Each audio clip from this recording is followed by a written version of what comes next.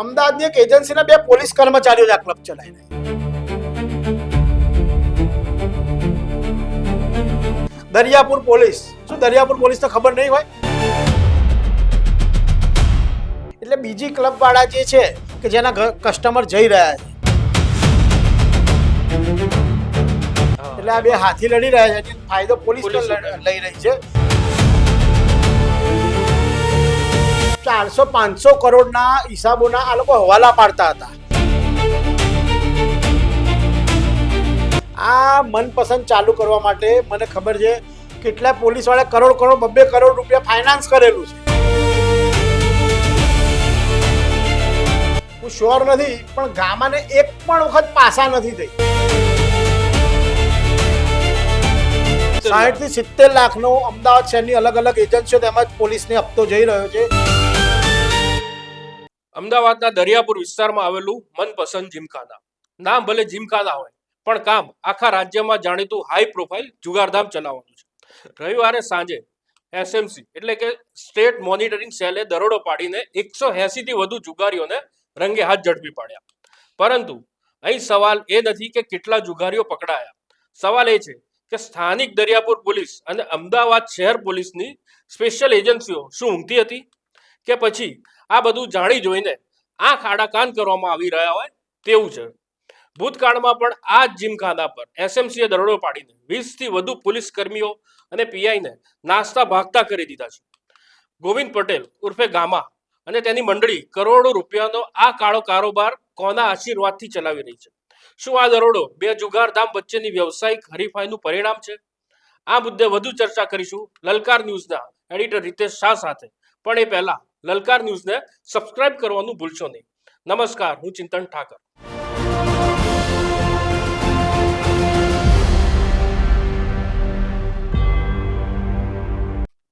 હા તો રીતેશભાઈ, મનપસંદ જુગારધામ 180 થી વધુ લોકો જુગાર રમતા હોય, સ્થાનિક પોલીસ અને એજન્સીઓ અંધારામાં હોય, એ વાતમાં કેટલું તથ્ય?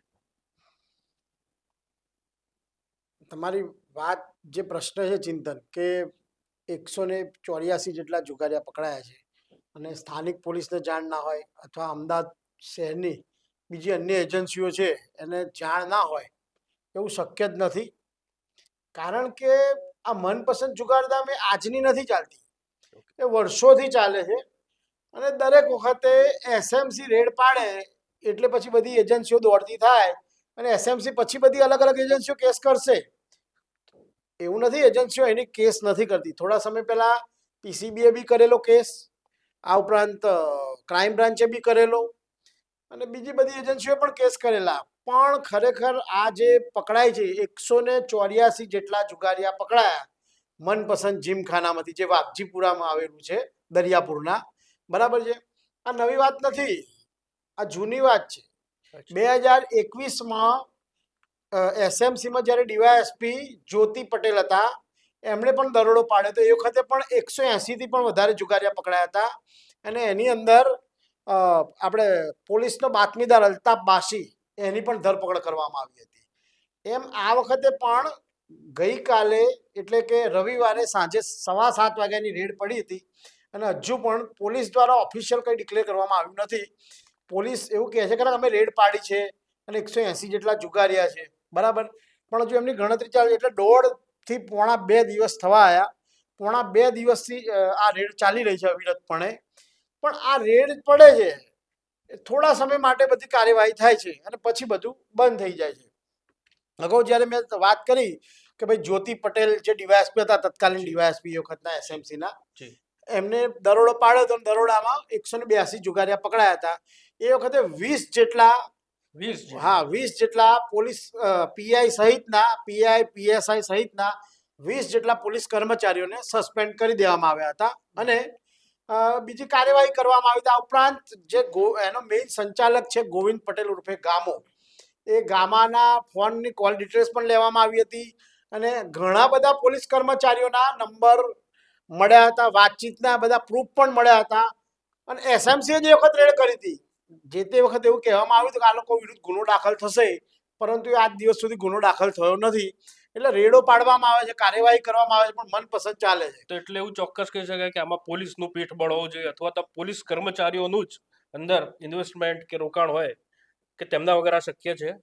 અને ચિંતન કયા કયા મતલબ એવું કેવું પણ નામ સાંભળ્યું વિરેન્દ્ર કરીને કોઈક છે, એવા કોઈ કયા કયા પોલીસ કર્મચારીઓનું આમાં રોકાણ છે? એકચ્યુઅલી આ જુગારધામનું નામ મનપસંદ ક્લબ છે. મનપસંદ ક્લબ કેમ? તો મનપસંદ કેવું છે કે જે એના ઓનરો છે ગોવિંદ પટેલ ઉર્ફે ગામો, જી બરાબર છે. આ ઉપરાંત સતીશ ઠક્કર અને બીજા અગાઉ જ્યારે જે હતા ત્યારે સતીશ ઠક્કર, વિક્રમ ગોલ, ગોવિંદ પટેલ ઉર્ફે ગામો, આ ઉપરાંત ઘણા બધા પાર્ટનરો હતા જ્યારે અગાઉ દરોડો પડ્યો હતો. એટલે એ લોકોની તો મનપસંદ છે જ. જી આ જુગાર ધામ જે છે, જે ક્લબના નામે હાઈકોર્ટમાંથી પરમિશન લાવે છે અને ખરેખર જે નીતિ નિયમો છે એનું કોઈ પાલન કરવામાં આવતું નથી. બે રોકટોક ખુલ્લેઆમ તમે વિચાર કરો, 180 માણસ જણા, 184 જુગારીઓ રમતા હોય તો એમના કેટલા વાહનો હોય? કદાચ એક ફોર વ્હીલરમાં આવ્યો કે આવ્યો અને એક એક ટેબલ પર 5 5 10 10 જણ રમાડતા હતા આ લોકો, બરાબર છે. એટલે આવા કેટલા ટેબલ હશે? 50 થી પણ વધારે ટેબલ હશે, મારો એક અંદાજ છે. કદાચ વધારે હશે પણ ઓછા નહીં. અચ્છા અને એટલે ટૂંકમાં જે મેં તમને કીધું કે ગામા એન્ડ મંડળી છે, એ લોકોની તો મનપસંદ છે જ. જી આ ઉપરાંત જે જુગારિયા જે જુગાર રમી રહ્યા છે એમની પણ મનપસંદ છે. ઓકે આ ઉપરાંત પોલીસની પણ મનપસંદ છે. કેમ પોલીસની મનપસંદ છે? કે ભાઈ પોલીસને આનાથી ખિસ્સા ગરમ થાય છે અને બહુ જ બધા પૈસા મળે છે અને એના કારણે જ આને ગામાને બધા સલાહ આપનાર પણ પોલીસ કર્મચારીઓ જ છે. એ પોતે જ કાયદાના જાણકાર છે. એટલે ગામા પટેલ સિવાય બીજા કયા કયા અધિકારીઓ કે કર્મચારીઓ કે વહીવટદારો કે કોનું પીઠબળ હોઈ શકે? એટલે એવું જાણવા મળ્યું છે કે આ અત્યારે જે ક્લબ ચલાવી રહ્યા છે, અમદાવાદની એક એજન્સીના 2 પોલીસ કર્મચારીઓ જ આ ક્લબ ચલાવી રહ્યા છે. અમદાવાદી અમદાવાદની એક પોલીસ એજન્સીના જ 2 કર્મચારીઓ છે ઓકે જે આ ક્લબ ચલાવી રહ્યા છે. આ ઉપરાંત તમે હમણાં નામ બોલ્યા કે ભાઈ વિરેન્દ્રસિંહ, છે એ વિરેન્દ્રસિંહ છે. વિરેન્દ્રસિંહને પૂછ્યા વગર આ લોકો પાણી પણ નથી પીતા. ઓહ. અને કદાચ આ વખતે પણ હું તમને દાવાની સાથે કહું છું કે આ સતીશ ઠક્કર છે, એ સતીશ ઠક્કરનું નામ આવશે કે નહીં એ બાબતે ચર્ચા પોલીસ ડિપાર્ટમેન્ટમાં પણ ચાલી રહી છે. અને આ જે વિરેન્દ્રસિંહ છે જે એક એજન્સીમાં કામ કરે છે, એમની સલાહ પ્રમાણે અત્યારે આ સતીશ ઠક્કર ભાગી ગયો છે. જી એટલે આ બધી કેવી છે કે કાર્યવાહી કરે છે, થાય છે આ તે બધું, પણ પોલીસ જ ચલાવતી હોય અને પોલીસની એજન્સી ચલાવતી હોય આ ક્લબ, તો આ ક્લબ કઈ રીતે બંધ થાય? અને આ એક વખત નહીં, અગાઉ જ્યારે એસએમસીમાં નિર્લિપ્ત રાય હતા ડીઆઈજી તરીકે, ત્યારે એમને પણ દરોડો પાડ્યો હતો. ત્યાં આગળ ક્લબ જે ગેરકાયદેસર હતી એમાં એમને કોર્પોરેશનના અધિકારીઓને બોલાવીને તો આખી જે ગેરકાયદેસર ભાગ હતો ભાગ પણ તોડાવી નાખ્યો હતો, બુલડોઝર ફેરવડાવ્યું હતું. એટલે તેમ હોવા છતાં ક્લબ ચાલુ થાય, એટલે જો પોલીસની મિલીભગત ના હોય ને તો આ શક્ય જ નથી. અને 1 કે 2 પોલીસવાળા નથી મળેલા, અચ્છા આની અંદર અનેક પોલીસ કર્મચારીઓ, પોલીસ અધિકારીઓ મળી રહ્યા છે. તમે જો સ્થાનિક દરિયાપુર પોલીસ, શું દરિયાપુર પોલીસ તો ખબર નહીં હોય? એની બાજુમાં જ હમણાં કંઈક દારૂનો કંઈક અડ્ડો પકડાયો છે જે હા, જુગારધામ છે. જુગારધામની એ વાત- નજીક 2 કિલોમીટરના અંતરમાં જ નકલી જુગારધામનો દરોડો પીસીબીએ પકડ્યો છે. નકલી બરાબર છે? દારૂ હા, કદાચ નકલી દારૂ વેચતા નકલું હતા. દારૂ વેચતા જી હતા. જી જી બરાબર. અને એની નજીક મજા ક્લબ ચાલી આટલો રહી છે, દારૂ પકડી મનપસંદ. શકે છે હા તો જુગારધામ એમને દેખાતું નથી. હા, એટલે પોલીસ જે છે, બધી પોલીસની એજન્સીઓ, એ લોકો પણ ક્યાંક ને ક્યાંક આ લોકોને સપોર્ટ કરી રહી છે, ગોવિંદ પટેલ ઉર્ફે ગામાને. અને બીજા પાર્ટનરોના નામ આવશે કે નહીં એ પણ બહુ મોટો પ્રશ્ન છે. એટલે આ જે છે અવિરતપણે આ ચાલી રહ્યું છે આ એટલે જુગારધામ. એક બીજો સવાલ એ છે કે આ કોઈક બીજી ક્લબની હરીફાઈ હોવાના કારણે બી આ દરોડા પાડવામાં આવ્યા છે કે પડાવવામાં આવ્યા છે, એને લઈને આપનું શું કહેવું છે? હા, અમદાવાદમાં અત્યારે હાલ એક પ્રાઇવેટ લિમિટેડ બહુ મોટી ક્લબ છે. એ ક્લબની અંદર જુગાર રમાઈ રહ્યો છે એટલે કયા અને એવું કહે છે વિસ્તારમાં? કાયદેસર રમાડાઈ રહ્યું છે, બરાબર. પણ ત્યાં શહેરના મોટા મોટા ઉદ્યોગપતિ, બિઝનેસમેન અને એ બધા આવે છે. એટલે આ ગામા પટેલ એન્ડ કંપનીના જે મનપસંદની જે હતી મંડળી, એ મંડળીના કેટલાક પાર્ટનરો તેમજ કેટલાક એના કર્મચારીઓ આ ક્લબમાં જુગાર રમવા જમતા હતા. અને એ વખતે બધા જુગારીયાઓ જોડે ખેલી હોય, જુગારી એ ખેલીઓ સાથે મિત્રતા કરીને મનપસંદમાં એ લોકો જુગાર રમવા લઈ આવતા હતા. એટલે 2 ક્લબોની મગજમારી હોય ને એવું વધારે લાગી રહ્યું છે અને ચર્ચા પણ બજારમાં ખૂબ જ ચાલી રહી છે. એટલે બીજી ક્લબ વાળા જે છે કે જેના કસ્ટમર જઈ રહ્યા છે, એટલે ક્લબ વાળાએ એન કેન પણ કોઈ પણ રીતે પોલીસનો સપોર્ટ લઈને આ રેડ કરાઈ હોય એવું સ્પષ્ટપણે લાગી રહ્યું છે. એટલે બે ક્લબોના ઝઘડામાં પોલીસને ફાયદો બી થઈ રહ્યો છે ક્યાંક ને ક્યાંક એવું કહી શકાય. હા, બે એવું કહેવાય ને, બે હાથી લડી રહ્યા છે. હા, એટલે આ બે એમાં હાથી લડી રહ્યા છે એની ફાયદો પોલીસ પોલીસ લઈ રહી છે. કારણ કે પોલીસે તો ઓફિશિયલ રેડ કરી છે અને પોલીસ એના આરોપીઓને પણ બતાવશે, બરાબર છે. અને 184 જ્યારે પણ ગામાની ક્લબમાં રેડ પડે મનપસંદમાં, ત્યારે 150 થી ઓછા જુગારીઓ હોતા જ નથી. એટલે દરેક વખતે આ પદ્ધતિ થઈ ગઈ છે, દરેક વખતે આ જુગારીઓ પકડાય છે. 2021માં જ્યારે પકડાયું હતું આ જુગારધામ, ત્યારે પણ આઈપીએસ ના ફોટા ને એ બધું પણ ત્યાં બહુ લોકોમાં ચર્ચાનો વિષય બન્યો હતો. ત્યાં પણ આઈપીએસ ના એટલા જ ફોટા હજી પણ લાગેલા છે. એટલે અત્યારે તો હું ગયો નથી એ ક્લબમાં, પણ એ વખતે જે છે કે જે ડીજી કક્ષાના અધિકારીઓ હોય, કેટલાક નિવૃત્ત થયેલા અધિકારીઓ છે, આ ઉપરાંતના બધા શહેર તેમજ રાજ્યના મોટા મોટા આઈપીએસ અધિકારીઓના ફોટા ગામાની ક્લબમાં હતા જ. અને એ વખત તો પોલીસની ખૂબ જ અવર જવર હતી. ત્યાં પોલીસ જ પાર્ટીઓ કરતી હતી, પોલીસ જ જુગાર રમાડાવતી હતી એ વખતે પણ, બરાબર છે. તો એ લોકોને ખબર ના પડે કે ભાઈ જે ઘણા કેટલા એવા અધિકારી હતા કે ઈમાનદાર હતા, એ લોકોના ફોટા પણ ત્યાં ચિપકાઈ દેવામાં આવ્યા હતા. તો કેમ એમના દ્વારા રોકવામાં ના આવ્યા? એટલે ઘણી બધી શંકા કુશંકાઓ છે. અને આ કોઈ એક વ્યક્તિનું કામ નથી. આ ક્લબ ચલાવી એ એક કે બે વ્યક્તિનું કામ નથી. આની અંદર પોલીસ કર્મચારીઓ, પોલીસ અધિકારીઓ, બધા ઘણા બધા લોકો, રાજકારણીઓ, બરાબર છે, કેટલાક પોલિટિશિયનો પણ મળેલા છે. અને પોલિટિક્સના કેટલાક કહેવાતા નેતા જે છે, એ નેતાઓનું આનું ચોખ્ખું પીઠબળ છે. એટલા માટે જ આ ક્લબ ધમધમી રહી છે. અગાઉ બોબી પટેલ જે કબૂતરબાજીમાં પકડાયો હતો, એ બોબી પટેલનું પણ નામ આવ્યું હતું આ ક્લબની અંદર. અને 400-500 કરોડના હિસાબોના આ લોકો હવાલા પાડતા હતા. પણ હજુ આજ દિવસ સુધી ચેપ્ટર બહાર નથી આવ્યો. કારણ કે પોલીસને એ બધી તપાસ કરવામાં રસ નથી. કારણ કે એ તપાસ કરે તો પોલીસની દુકાન બંધ થઈ જાય એવી છે.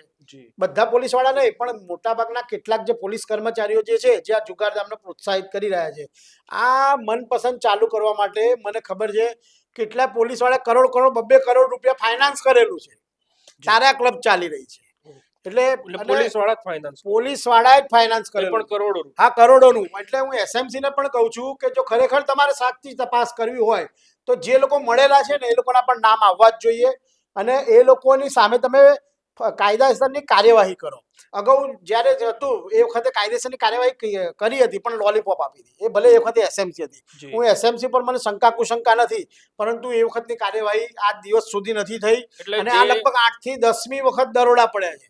અને દરેક વખત એસએમસી જ રેડ પાડે છે. હા, દરેક વખતે એસએમસી જ રેડ પાડે છે.